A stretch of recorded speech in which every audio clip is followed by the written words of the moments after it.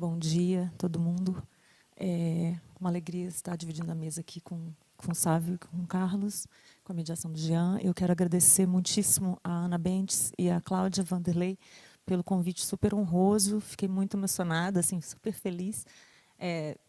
Estudei aqui na Unicamp, terminei doutorado em 2013, depois só voltei uma vez para um evento que a Viviane Veras, da Tradução, organizou, e estava com muita saudade desse lugar.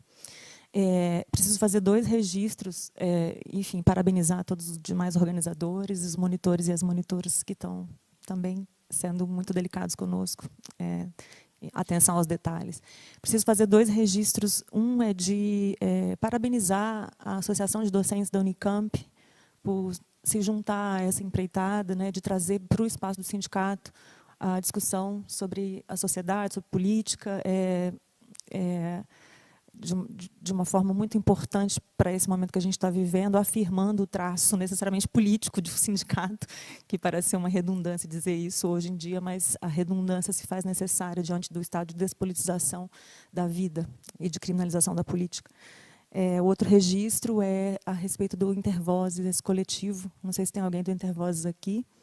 Fiquei muito feliz de poder conhecer um dos membros do coletivo ontem.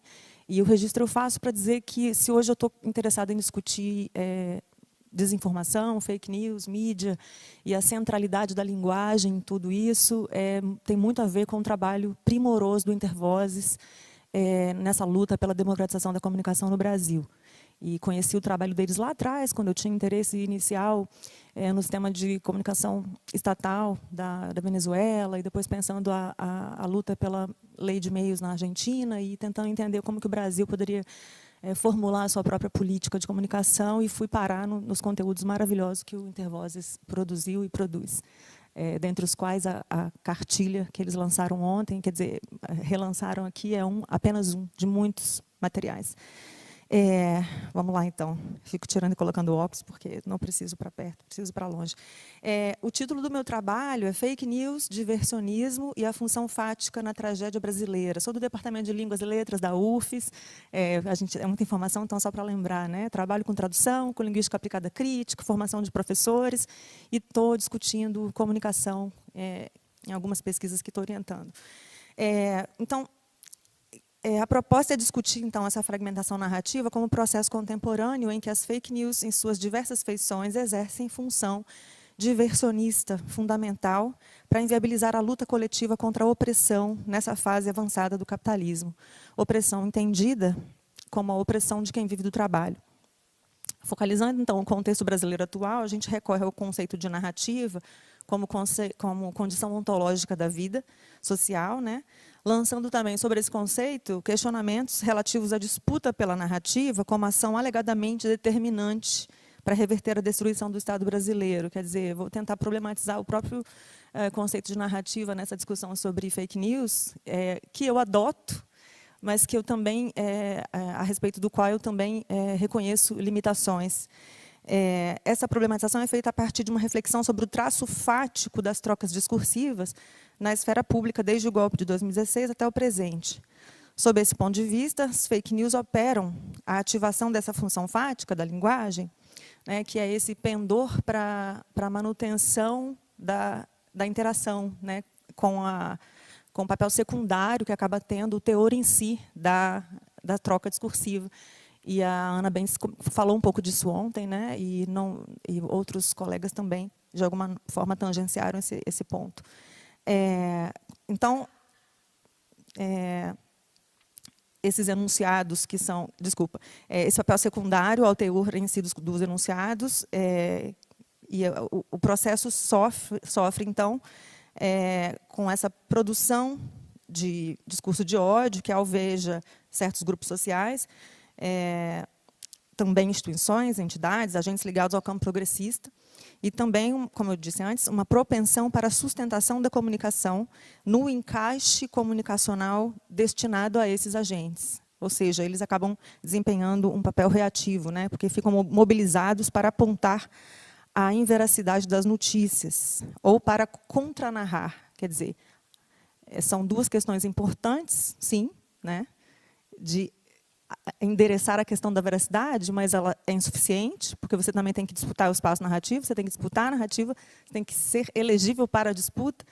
E aí, esses atores tendem a desempenhar um papel reativo nesse encaixe comunicacional fático, nomeadamente de resistência. Obrigada. Não agentivo, não propositivo, né? e que produz um ambiente propício para a consolidação da situação de exceção que a gente está vivendo. Nesse cenário, as políticas identitárias ligadas às lutas das mulheres, dos negros, dos LGBTs, tendem, eu estou usando esse verbo com muito cuidado, né, porque tendem, e é uma bandeira que são bandeiras imprescindíveis, eles tendem a ser capturadas a fim de desviar a atenção das operações realizadas, sobretudo, pelos poderes sem voto. Judiciário, Ministério Público, polícia, mídia comercial, né, a mídia patronal, para garantir de diversas formas a implantação de uma agenda ultraliberal no Brasil. Então, mantidas no plano imanente, essas fissuras atômicas, que é uma expressão usada pelo Luiz Eustáquio Soares, que talvez eu consiga retomar mais tarde, professor lá da UFES, que trabalha com literatura e com a crítica marxista, essas fissuras são fissuras atômicas, bombas contra a vida coletiva, que seria a luta social a partir dessas unidades discursivas do campo das identidades, né? Elas se inscrevem na sociedade do controle integrado, que ele vai discutir nesse livro importante, de nome homônimo, em que as fake news figuram no cenário mais amplo de artefatos técnicos científicos com funções polimórficas voltados a desinformar, distrair, entreter, domesticar, confundir, massificar e, finalmente, sequestrar a consciência planetária do oprimido como uma única classe social. Então, seguindo aqui na minha anotação, eu só deixei uma imagem separada, se a gente pudesse só colocar, por gentileza. Não vou usar slides, mas tem uma imagem que pode ser um mote assim, para a gente pensar essa questão do diversionismo, né? Então, se vocês olharem do lado direito, onde tem texto, nós temos um dos integrantes do MBL, né, falando, vocês lembram desse episódio, né? Que tem um homem pelado, tem um cara pelado no museu, e essa fala se intercala com notícias que, invariavelmente, estão ligadas ao campo da economia, né? Então, se a gente puder partir dessa ideia de que o diversionismo essa orquestração destinada a impedir que se discutam certos assuntos, a invisibilizar, silenciar certos assuntos, ela se dá a partir de uma dinâmica que vai apresentar na esfera pública, conceito complicado, né? A gente vai supor que a esfera pública seja uma questão bem resolvida, a gente sabe que não é. Ontem alguém falava sobre a existência, acho que era Paulo, se eu não me engano, sobre o debate, temos um debate público, mas não temos uma esfera pública. Era Paulo, não sei se foi você ou outro colega. Então, vai se apresentar na esfera pública, quer dizer, as fake news, mas não apenas elas, né, também outros tipos de fenômenos, como distopias, e aí eu vou tentar falar rapidamente deles daqui a pouco, vão concorrer, né, nesse espaço, interditando, na verdade, a discussão real daquilo que realmente vai significar a possibilidade de um horizonte de superação da opressão, que está ligado ao campo econômico, como o professor Carlos falou, e eu acho que tem muita coisa que eu gostaria de tentar articular, e não sei se eu vou conseguir com a sua fala. Então, o diversionismo como essa operação psicológica, né, ligada à psicologia das massas, de distrair, né, impedir, como eu disse agora, que se discutam temas coletivos, de interesse coletivo, que são determinantes e que ocupam o tempo ou direcionam a atenção para outros assuntos. Então, se salientou, por exemplo, na campanha de 2018 para a presidência, né, em que o que estava sendo o que era obliterado, né, na discussão, o programa, por exemplo, de Jair Bolsonaro. O que se escondia, por exemplo, a natureza familiar de sua relação com o campo político parlamentar apodrecido de nossa instituição política. Quer dizer, e ele se apresentava como outsider, mas isso se escondia. O que mais que se escondia? O compromisso mesmo de Jair Bolsonaro com o empresariado, né, com o capital financeiro, com interesses internacionais no Brasil, em detrimento do povo brasileiro, dos interesses coletivos, dos interesses do povo em si. Quer dizer, essas questões escondidas, essas questões são escondidas, são evitadas, são interditadas através de uma apresentação de si como vítima, através da não participação em debates e outras formas de se valer, né, dessa dinâmica. Então, as fake news, como a gente estava... É bom a gente estar no segundo dia, porque um trabalho já foi feito desde ontem, por 13 horas aqui, de caracterização, de tentativa de definição, de conceituação, que fica inconclusiva, né, mas que dá algumas pistas para a gente pensar. Por exemplo, você vai falar de desinformação intencional, de fake news como um processo de fomento da desinformação deliberado, um processo de fomento intencional dessa desinformação. Mas que também poderá ter pontos de toque com o que a gente chama de rumores, de boatos, de lenda urbana, de spam, de troll, de pseudociência, né? É importante lembrar também que a Ana Bentes falou ontem à noite, a gente não pode tratar tudo como fake news, não vai ajudar em nada. Isso a gente precisa tentar delimitar de alguma forma, né? E, então, é um trabalho aí...